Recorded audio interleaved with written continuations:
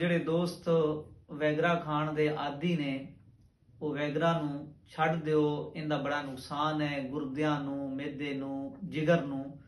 ਇਸਤੇਮਾਲ ਨਹੀਂ ਕਰਨੇ ਚਾਹੀਦੀਆਂ ਇਹ ਗੋਲੀਆਂ, ਇਹ ਦਵਾਈ। ਮੈਂ ਇਸ ਚੀਜ਼ ਦੇ ਮੁਤਬਾਦਲ ਇੱਕ ਦਵਾਈ ਦੋਸਤਾਂ ਦੀ ਖਿਦਮਤ ਪੇਸ਼ ਕਰਨਾ ਜਿੰਦਾ ਸਾਈਡ ਇਫੈਕਟ ਵੀ ਕੋਈ ਨਹੀਂ ਹੋਵੇਗਾ ਤੇ ਇਨਸ਼ਾਅੱਲਾਹ ਉਲ ਅਜ਼ੀਜ਼ ਫਾਇਦਾ ਵੀ ਬਿਹਤਰੀਨ ਹੋਵੇਗਾ।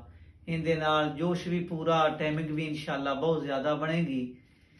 ਤੁਸੀਂ ਕੀ ਕਰਨਾ ਹੈ, ਤੁਖਮੇ ਹਰਮਲ ਲੈ ਲੈਣੀ ਹੈ 10 ਗ੍ਰਾਮ, ਠੀਕ ਹੈ।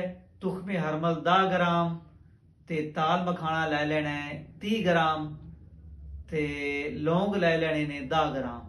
ਇਹਨਾਂ ਤਿੰਨਾਂ ਚੀਜ਼ਾਂ ਨੂੰ ਲੈ ਤੇ ਸਾਫ ਸੁਥਰਾ ਕਰਕੇ ਬਿਲਕੁਲ ਬਰੀਕ ਪਾਊਡਰ ਕਰ ਲੈਣਾ ਹੈ ਤੇ ਇਹ ਜਨਾਬ ਹਮਬਿਸਤਰੀ ਤੋਂ 2 ਘੰਟੇ ਪਹਿਲੇ एक गिलास नीम गर्म दुध नाल छोटी अद्धा चम्मच जो है वो ले लेनी है।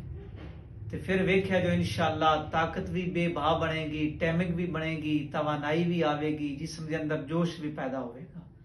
दोस्तों इनू बनाओ, इस्तेमाल करो तो दुआवां च याद भी रखो। वीडियो अगर चंगी लगे इनू लाइक भी करो तो शेयर भी करो। अस्सलामु अलैकुम रहमतुल्लाहि व बरकातुहू।